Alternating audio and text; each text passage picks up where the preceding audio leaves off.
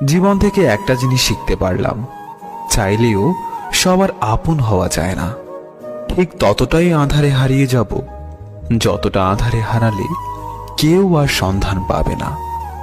আগে যদি জানতাম জীবনের সব চাওয়া পূরণ হবে না, তাহলে কোনোদিন তোমাকে আমার জীবনে পাওয়ার আশা করতাম না।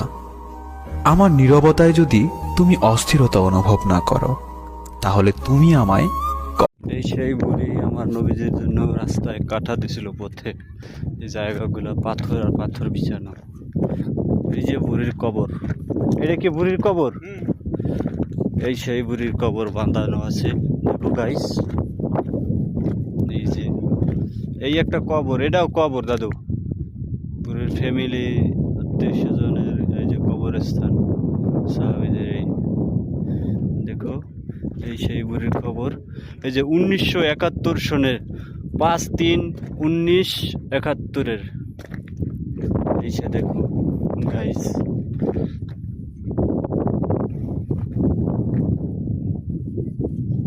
বুড়ির খবর।